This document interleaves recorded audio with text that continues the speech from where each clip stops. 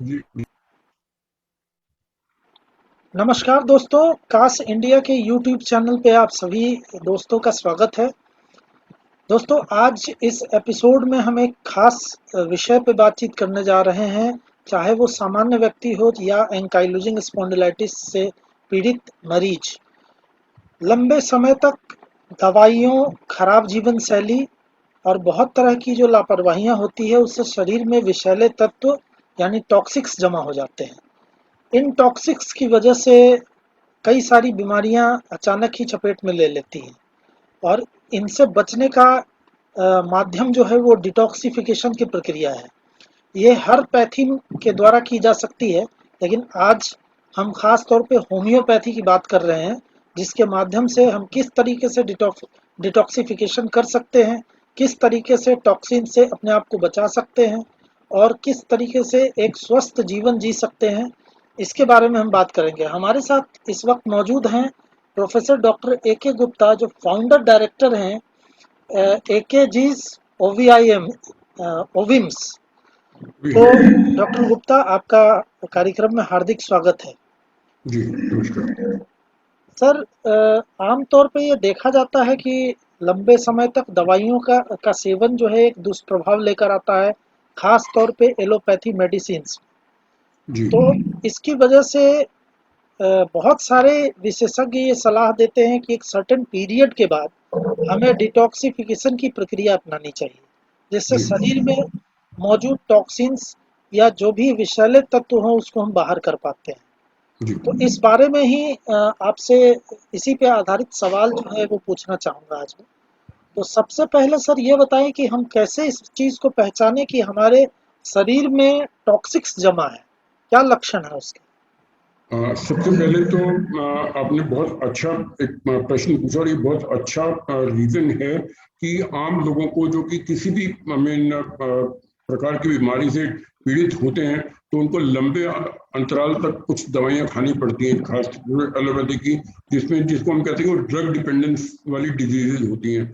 तो इनमें से भी एनकाइलोजिंग स्पॉन्डिलोसिस भी एक उनमें से ही है, जहाँ पे वो एक मरीज को लंबे अरसे तक दवा खानी पड़ती है और उस सिर्फ अपने को मेंटेन करने के लिए। और वहां पे तो वो मानते हैं कि ये ठीक होने वाली तकलीफ नहीं है, क्यूरेबल नहीं मानते उसको, तो इसके लिए वो हमें कहते हैं life long you have to be on treatment. तो जी। वो जो ऐसे ऐसे व्यक्ति हैं, उनको उन दवाइयों का सहारा लेना पड़ता है अपनी रोजमर्रा की जिंदगी को ठीक चलाने के लिए। उसके साथ साथ उनके लेते लेते उन जिस चीज के लिए वो दवा ले रहे हैं उसमें बेशक उनको कुछ हद तक राहत मिलती है, आराम मिलता है, परंतु ये देखने में आता है कुछ समय के बाद वो और हमें लक्षणों से पीड़ित होना शुरू हो जाते हैं या उनको और तकलीफें होनी शुरू हो जाती हैं, जो कि जी। विशेषकर उन दवाओं के सेवन की वजह से होती हैं। जैसे कि हम जानते हैं कि एलोपैथिक दवाइयाँ जो अच्छा हेल्प करती हैं, पर उनके साइड इफेक्ट्स भी होते हैं, ये सबको पता है, परंतु उनके पास और कोई चारा भी नहीं, तो इसलिए उनको कैरी फॉरवर्ड करना पड़ता है। तो ऐसे समय में जब एक व्यक्ति कोई किसी भी चीज की लंबी समय से दवा ले रहा है, तो उसके जो सिम्टम्स आते हैं, सबसे पहला सिम्टम होता है उसकी गैस्ट्रिक इरिटेंट, क्योंकि जी। जो ये दवाइयां होती हैं नॉर्मली, जो गैस्ट्रिक ग्लूकोजा होती है उसको इरिटेट करती हैं, क्योंकि वो केमिकली बेस्ड तेज दवाइयां होती हैं। तेज दवाइयां इसलिए दी जाती हैं क्योंकि मरीज की रिक्वायरमेंट ऐसी होती है। और एलोपैथिक की जो दवाइयां हैं वो सारी होती ही केमिकल बेस्ड हैं, तो उनको अमीन लेने से उनकी जो अमीन बैक्टीरियल फ्लोरा है और जो आपका इंटेस्टाइनल फ्लोरा है वो डिस्टर्ब होता है। वहाँ पे क्या नाम अमीन अक्सर देखा जाता है कि आपको कहा जाता है कि उनके यहाँ कोई ना कोई एंटासिड जरूर लें। कोई भी एंटीबायोटिक देते हैं तो उसके यहाँ एंटासिड लेने की जरूरत पड़ती है, पेन किलर देते हैं तो एंटासिड लेने की जरूरत पड़ती है, क्योंकि they are very well known I mean gastric irritants. तो ऐसे ही उनके जब सिम्टम्स होते हैं, किसी को पेट में दर्द होना शुरू होता है या एसिडिटी होना शुरू हो जाता है, या उनका जो डेली का आई मीन डाइजेस्टिव सिस्टम है उनमें डिस्टर्बेंस देखी जाती है, कि आपको भूख नहीं लग रही, भूख मर जाती है, या थोड़ा सा खाने पे आपको आई मीन पेट में अपच महसूस होता है, या बारी बारी टॉयलेट जाने की इच्छा होती है, कि आप आई मीन मोशन करके आते हैं पर लगता है कि अभी भी क्लियर नहीं हुआ। या फिर उनको यहाँ पे जैसे कहते हैं सीने में जलन होनी शुरू हो जाती है, मुंह में पानी, खट्टा या कड़वा पानी आना शुरू हो जाता है, इसे वाटर क्रैश कहते हैं। या हार्ट बर्न कहते हैं। और उसी तरह से उसके साथ साथ पेट में दर्द, मीठा मीठा दर्द भी हो सकता है और दर्द तेज भी हो सकता है, पर ये रह रह के होना शुरू हो जाता है।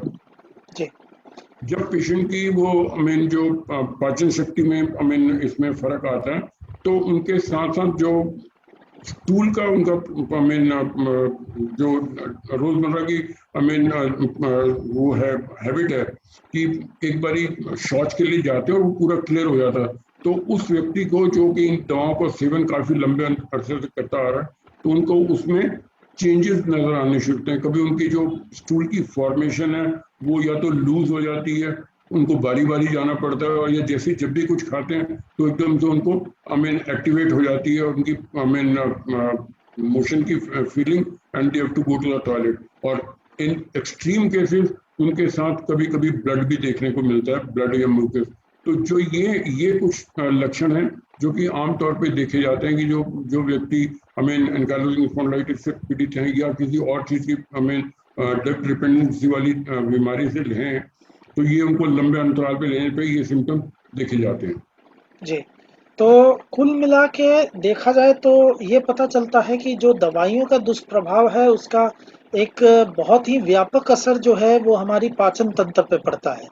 जी तो जी, तो सर अब बात जो है वो आपने एंटीबायोटिक और पेन किलर की भी चर्चा की है।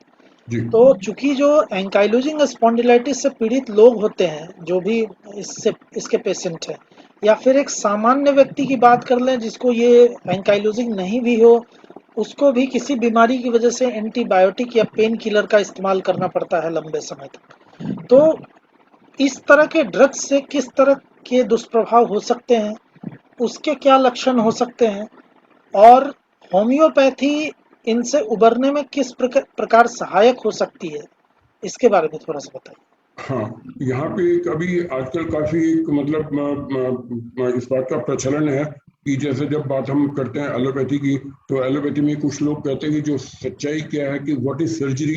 Surgery, it hurts but it heals. जी Painkillers, they give instant relief, but there are side effects always. And then I say, what is ideal? Ideal is homeopathy, which works it effectively and which works into the form of the curative form, and it is safe without any side effect. तो यहाँ पे तीन चीजों का, जैसे आपने हमने antibiotic तो उनकी बात करी, पेन किलर का सामान्य तौर पे देखा जाता है कि आमतौर पे लोगों को जो तकलीफ होती है, कोई एंटीबायोटिक का सेवन करते हैं या पेन किलर्स का सेवन करते हैं, वो इसलिए करते हैं कि उनको शीघ्र आराम मिल जाए। जी उनका जो आराम है वो थोड़ी देर के लिए मिलता जरूर है, पर उसके जो दुष्प्रभाव है वो काफी हद तक लंबा चलने वाले होते हैं, अगर वो दवाई उनको रेगुलरली लेनी पड़ती है। तो ऐसे समय में अगर वो व्यक्ति होम्योपैथी का उपयोग करे, तो हमने अपने अपने क्लिनिक्स में और अपने प्रैक्टिस में ही देखा कि वो व्यक्ति इन दोनों चीजों से निजात पा जाता है कि ना तो उनको प्रॉब्लम रहती है बारी बारी होने की, और ना उनके साइड इफेक्ट्स होते हैं। तो ऐसे समय में जब वो अपना ट्रीटमेंट लेते हैं होम्योपैथी से, तो वो कंप्लीटली इस चीज से फ्री भी हो जाते हैं। जी जी ठीक है। तो मतलब ये तो बात हुई। अच्छा, एक सवाल जो है वो ज़हन में आता है, जैसे कि आमतौर पे हम एलोपैथ के बारे में कहते हैं कि उसके मतलब कुछ दवाइयाँ ऐसी हैं जिसके लंबे समय तक इस्तेमाल से उसका दुष्प्रभाव सामने आता है, साइड इफ़ेक्ट सामने आती है। जी। लेकिन क्या सर होम्योपैथी में भी इस तरह की चीज़ें देखने को मिलती है? क्या होम्योपैथी की भी साइड इफ़ेक्ट होती है? ये आपने बहुत बहुत ही अच्छा सवाल पूछा अंकुर जी, क्योंकि जी, हम वैसे तो ये बात मानते हैं और सभी लोग मानते हैं कि होम्योपैथी एक ऐसी दवाई जिसके साइड इफेक्ट्स नहीं होते, और हम ये कहते भी कि होम्योपैथी इंश्योर्स हेल्थ सेफली। परंतु मैं यहाँ पे फिर भी एक बारी अपने दर्शकों को आपके माध्यम से बताना चाहूंगा कि होम्योपैथी की दवाई भी एक दवाई ही है, तो उसका उपयोग भी उस ढंग से किया जाना चाहिए जिस तरह की उपयोग आपके लिए आपको सजेस्ट किया जाता है आपके फिजिशियन द्वारा या होम्योपैथिक डॉक्टर के द्वारा। जी, अगर कुछ लोग, जैसे ये हमने कई बार देखा कि कुछ दवाइयां पूछते हैं, हमने उनको दवाइयां बता भी दी, बल्कि हम जैसे हम बात करेंगे तो मैं यहाँ पे भी आपको बताना चाहूंगा कि जो अगर हम दवा डिस्कस कर रहे हैं तो मरीज अपने आप ना ले, वो उनकी अपने डॉक्टर की देख रेख में ले, और लंबे अरसे तक उसको नहीं लेना। ये भी जी, क्योंकि क्या होता है कि कुछ जो होम्योपैथी का इलाज बेसिकली जो ट्रीटमेंट करते हैं वो पेशेंट के फलस्वरूप बनाया जाता है कि पेशेंट का टेलर मेड ट्रीटमेंट होता है। यहाँ पे जैसे एलोपैथी में है कि अगर आपको एक एंकाइलोजिंग स्पॉन्डिलाइटिस है या अल्सरेटिव कोलाइटिस है तो उनके लिमिटेड वो सेट पैटर्न की दवाइयाँ हैं, उनमें हर मरीज को अलग अलग कंपनी की हो सकती है, कम महंगी सस्ती हो सकती है, पर बेसिक सॉल्ट या बेसिक चीज वही रहती है। जबकि ये चीज होम्योपैथी में ऐसे बिल्कुल भिन्न है, क्योंकि हम अगर यहाँ पे ये देखते हैं जो होम्योपैथी की चिकित्सा प्रणाली में जो दवा दी जाती है वो मरीज के लक्षणों को देख के दी जाती है, ना कि खाली बीमारी के। क्योंकि जो बीमारी हमारा होम्योपैथी में ये मानना है कि treat the man in disease, not the treat the disease in man. क्योंकि जिस व्यक्ति को हम कहते हैं सपोज लिवर है, लिवर की वजह से इंसान नहीं है, इंसान है तो उसकी वजह से लिवर है, तो इसलिए इंसान की जरूरत ज्यादा है, इंसान की अहमियत ज्यादा है। तो इंसान की जो जितनी उनकी अपनी लक्षण है, जिसमें हम उसको कॉन्स्टिट्यूशन कहते हैं, जिसमें उसका मेंटल फिजिकल इमोशनल सारा पैटर्न को लिया जाता है और उस आधार पे दवाई का निर्धारित की जाती है, तो वो दवा उसके लिए कॉन्स्टिट्यूशनल ट्रीटमेंट होती है और वो सबसे अच्छा इफेक्ट करती है।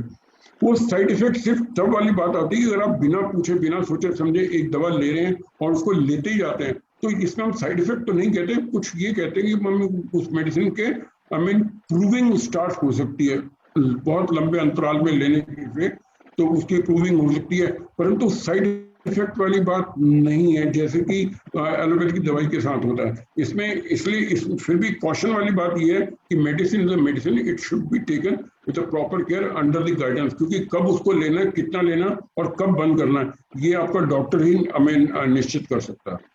जी, बिल्कुल सही बात है कि अगर किसी भी दवा का इस्तेमाल करते हैं तो वो मेडिकल सुपरविजन में ही लेना ज़्यादा सेफ रहता है, सुरक्षित रहता है। तो जी इस बात का समर्थन तो हम भी करते हैं। अगला सवाल जो है वो कुछ इसी से जुड़ा हुआ है डॉक्टर साहब। जी जैसे कि हर पद्धति में, हर पैथी में ये दावा किया जाता है कि दवाइयों के साइड इफ़ेक्ट से निपटने के लिए और डिटॉक्सिफ़िकेशन के लिए उस पद्धति में ख़ास दवाइयाँ होती हैं। जी तो मैं आपसे ये जानना चाहूँगा कि होम्योपैथी में ऐसी कौन-सी दवाइयाँ हैं जो हम शरीर को डिटॉक्सिफ़ाई करने के लिए यूज़ कर सकते हैं? हाँ, यहाँ पे मैं फिर आपको क्योंकि आपने पूछ रहे हैं मैं बताना भी चाहूंगा, क्योंकि यहाँ पे एक होम्योपैथी में दवा आती है नक्स वोमिका के नाम से। जी, नक्स वोमिका एक सबसे बेहतरीन होम्योपैथिक दवा है जो किसी भी दवाइयों के इफेक्ट को नलीफाई कर सकती है, उसमें ये पावर है, ये उसकी खास एक विशेषता है।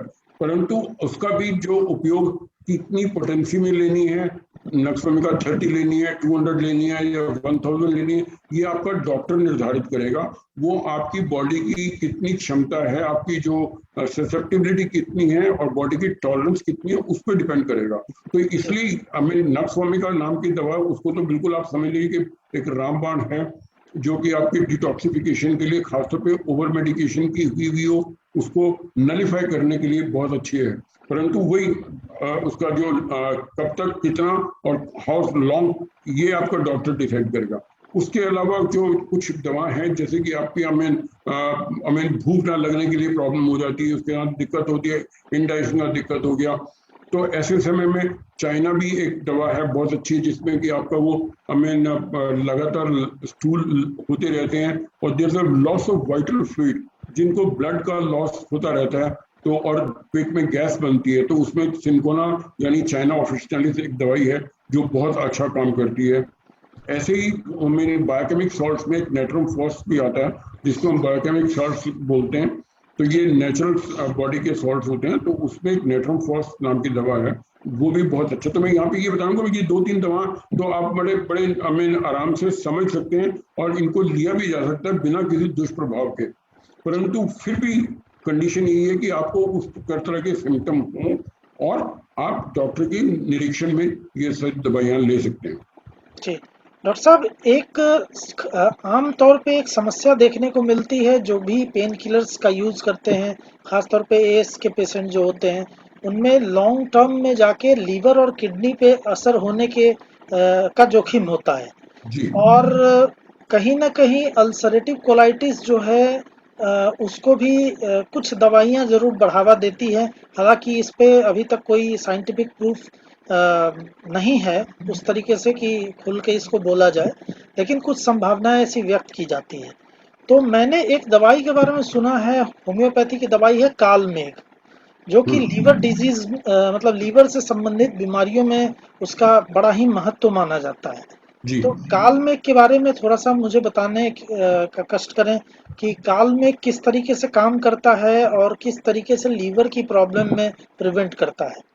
कालमे की बहुत अच्छी मेडिसिन है, जिसमें हमको कहते हैं कि जिसमें जहाँ पे हिपेटोटॉक्सिसिटी होती है। जी हिपेटोटॉक्सिसिटी मीन्स जहाँ पे लिवर में आई मीन उसका कोई दुष्प्रभाव आ रहा है, तो वहां पे पेशेंट की भूख मरना या इंडाइजेशन होना, अपच होना, ये सब सिम्टम होते हैं। तो उसमें कालमे उसको हम नॉर्मली टिंचर की फॉर्म में यूज करते हैं, जो जी कि उसके हमें से 5 से 10 ड्रॉप अगर उसमें दी जाती हैं पानी के अंदर डाल के दिन में 1 या 2 बारी, तो उसकी जो लिवर से कनेक्टेड जितनी प्रॉब्लम होती है वो काफी हद तक सुधर जाती है। परंतु फिर मैं यहाँ पे फिर वो एक चीज बताना चाहूंगा कि जैसे हमें पहले भी हुआ कि कोई दवाई बताएगी तो उसको लोगों ने अपने आप लेना शुरू कर दिया, तो ऐसा ना करें, क्योंकि लिवर की दवाइयां खाली कालमेघ एक बहुत अच्छी दवाई है, पर अकेली कालमेघ दवाई नहीं है। जी जी इसमें होम्योपैथी के अंदर और भी बहुत सारी दवाइयां हैं जो लिवर के लिए टॉनिक का काम करती है। जैसे ये कालमेघ one is one of them, another is chelidonium है। उसके अलावा अमीन किलकिरे का है, बहुत सारी दवाइयां हैं जो उसमें काम करती हैं। परंतु फिर उसमें अगर उनके लक्षण होंगे, मरीज में उस लक्षण को होते हैं, तो यस वही दवाई काम करेगी। कालमेघ को अगर जैसे आप नॉर्मली लोग लिव 52 के नाम से वो अक्सर मान के ले लेते थे कि चलो जी लिवोमिन वो होगी, तो इसी तरह से इसका भी एक चलन शुरू हो गया, लोगों को अब ये प्रचलित हो गई है। परंतु मैं बारी बारी यही कहना चाहता हूँ कि जी कोई जी भी दवाई आप अपने आप ना लें। जी। जी डॉक्टर साहब, लीवर की बीमारी में जहाँ तक बात है होम्योपैथी के इस्तेमाल की, तो अक्सर एलोपैथ में जब लिवर सिरोसिस की बात आती है, जी। तो डॉक्टर्स का ये कहना होता है कि ये क्यूरेबल नहीं है। जी। मतलब लिवर सिरोसिस अगर हो गया तो ये कहा जाता है कि अब ये क्योर नहीं हो सकता। उसके बाद मतलब आम तौर पे जो है इस चीज़ की तैयारी शुरू हो जाती है कि अगर आपको इससे ज़्यादा कुछ प्रॉब्लम होती है तो ट्रांसप्लांट होगी। जी। यही यही एक अगला कदम होगा। जी। लेकिन जहाँ तक मेरी जानकारी है, मैंने सुना है, पढ़ा है, तो उसमें ये मैंने देखा है कि होम्योपैथी में ऐसा नहीं है। जी होम्योपैथी बिल्कुल। ये नहीं मानता कि लीवर सिरोसिस जो है वो क्यूरेबल नहीं है। हाँ, कुछ लिमिटेशंस ज़रूर होते हैं कि एक स्टेज के बाद उसको पूरी तरीके से ठीक नहीं कर सकते। लेकिन कुछ एडवांस स्टेज में भी होम्योपैथी की बड़ी उपयोगिता जो है सुनने को मिलती है। तो क्या बिल्कुल आपने जी, क्या बिल्कुल सच्चाई आपने है, मैं सही, वही जानना हाँ चाहता बिल्कुल आपने सही कहा है। जो हूँ। जी, सिरोटिक लिवर होता है या लिवर सिरोसिस होता है, जिसको हम कहते हैं कि उसका मीन लिवर सिकुड़ गया या कुछ इस तरह, इसमें नॉर्मली पहले तो ये देखा जाता है कि उसके कारण क्या है, सिरोसिस ऑफ लिवर का वजह क्या रही है। आई मीन नॉर्मली देखने में आता है कि जो क्रॉनिक अल्कोहलिक होते हैं, जो शराब का सेवन आई मीन रेगुलरली करते हैं, वो उन इस चीज से ज्यादा पीड़ित होते हैं, जी, सिरोटिक लिवर के। और कुछ लोग जो शराब नहीं पीते, वो फिर भी उनको भी लिवर सिरोसिस हो जाता है। तो वो देखने में आता है कि जो कोई किसी चीज की मेडिकेशन ले रहे हैं जिनमें हिपेटोटॉक्सिसिटी ज्यादा थी, तो उसकी वजह से हमें लिवर सिरोसिस होता है। और इसमें हमने अपने अपने अपने एकेजी क्लिनिक में भी बहुत सारे मरीजों को ठीक किया, जिनको जिनको कहा गया था कि शायद इनको इनका बचना पॉसिबल नहीं है और बचाव का सिर्फ तरीका बचा है, तो उनको लिवर ट्रांसप्लांट ही कराना होगा। तो ऐसे पेशेंट्स को भी हमने अपने यहाँ पे ट्रीट करा है और वो उस चीज से निजात पा सकें कि लाइक उनको ट्रांसप्लांट के बिना भी मेंटेन रखें। हाँ, उनकी जो क्वालिटी ऑफ लाइफ है और लाइफ का स्पैन है, that can be I mean ascertained further with the proper homeopathic medication और constitutional treatment के साथ, जहाँ पे मरीज को आई मीन सिरोसिस लिवर के साथ कंटिन्यूस वॉमिटिंग होती जा रही है, वेट घटता जा रहा है, बुखार रहना शुरू हो गया, किसी को जॉन्डिस भी साथ में हो गया, तो ये कॉम्प्लिकेशन साथ में आती जाती हैं कि जो आपके लिवर एंजाइम्स हैं वो सारे आई मीन हेवायर हो गए, एसजीओटी, एसजीपीटी, जीजीपीटी सब बिगड़ गए। तो ऐसे टाइम पे जितनी जितनी जो बायोकेमिस्ट्री है उसकी बिगड़ी हुई होती है, तो उनको भी साथ साथ आई मीन प्रॉपर ट्रीटमेंट के साथ देखा कि वो सब नॉर्मल आने शुरू हो गए। अभी हाल ही में there was a patient of mine जिसका आई मीन बिलिरुबिन 28 तक चला गया था। जी। और वो हॉस्पिटल वालों ने उनको मतलब RR हॉस्पिटल में एडमिट थे, तो उसमें अपना कोलन का कैंसर था पहले उनको, उसके साथ ये प्रॉब्लम हुई, तो उन्होंने उनको बस कहा कि ठीक है आप घर ले जाए इनको, अब तो जो आप मतलब सेवा सेवा करें। और बड़े निराश होकर वो मेरे पास वापस होम्योपैथी में आए, तो हमने उनको ट्रीटमेंट शुरू करा, और धीरे धीरे धीरे धीरे वो ठीक हुए, और उनका जो सिर्फ बिलिरुबिन था 28 से 4 तक 3 तक आ गया और नॉर्मल हो गया, and patient started becoming absolutely normal. और वो उठ के चलना फिरना खाना पीना सब कुछ शुरू हो गया। बट यस, उसमें थोड़ा समय लगा। और वो जो जो घर वाले थे वो तो बिल्कुल ये सोच मान के चल रहे कि कुछ दिनों के मेहमान हैं, तो ही lived for for many many more months after that. तो ये होम्योपैथी की एक बहुत अच्छी वो है, जिसमें कि अगर आप मरीज को सही समय में होम्योपैथी के संरक्षण में ले आते हैं, तो बहुत हद तक चांसेस हैं कि पेशेंट की जो उतनी कॉम्प्लिकेशंस ना हो, अगर हम उसको सही समय में होम्योपैथी का उपचार देना शुरू कर दे तो। जी, एक अंतिम और बड़ा अहम सवाल मैं करना चाहूँगा डिटॉक्सिफिकेशन को ही लेकर। हमें जी ये बताइए डॉक्टर साहब कि बिना दवाइयों के, मतलब किसी भी पैथी की बिना दवाइयों के, अगर हम अपने शरीर को टाइम टू टाइम डिटॉक्सिफाई करते रहें, तो उसके जी। क्या लाभ हैं और किस तरीके से कर सकते हैं? मतलब प्रोसेस ऑफ डिटॉक्सिफिकेशन क्या होगा? कौन सा आहार लें? किस तरीके से जीवन शैली रखें ताकि ये जो शरीर में टॉक्सिक जमा हो वो रिलीज होता रहे? ये सबसे बड़ा अहम सवाल ही यही है कि जो लाइफस्टाइल है, आजकल का लाइफस्टाइल ही इतना फॉल्टी हुआ है। जितनी भी बीमारियां हैं उसमें 70% कम से कम रोल अपने आम आदमी की लाइफस्टाइल का है, जो कि फॉल्टी है, जिसमें आता है उसके लाइफस्टाइल में खान पान रहन सहन आचार विचार। जी। खाली क्या खाना पीना वही नहीं, जो उसकी मानसिकता है, जो उसकी साइकोलॉजी है, वो भी उसके अंदर बहुत बड़ा रोल प्ले करती है कि बॉडी की आपके नॉर्मल रहने में। अगर आपके विचार ही जो है नकारात्मक विचारों में रहते हैं, आप हर समय उसमें या तो किसी गलानी में, किसी शोर तनाव, में, स्ट्रेस। तनाव स्थिति में रहते हैं, जी। तो वो जो आपकी बॉडी के जो टॉक्सिन्स हैं वो और ज्यादा बढ़ते जाते हैं, जी। Because they they produce lot of acid. And acid जो कि नॉर्मली बॉडी में होता है खाने को हजम करने के लिए, और उस टाइम पे अगर हजम करने के लिए कोई चीज नहीं लेगी, तो वो पूरी जो वहां पे उसको गलाता जाता है। And this is how the negativity causes more problem, even anger is also one of the feature which creates lot of negativity and which causes lot of problem। ऐसे टाइम पे जो हम ये कहते हैं कि नेचुरोपैथी की तरफ जितना हम नेचर से प्यार करते हैं, जितना नेचर नेचर वे में रहेंगे, उतना हम अपने आप को ज्यादा स्वस्थ रह सकते हैं।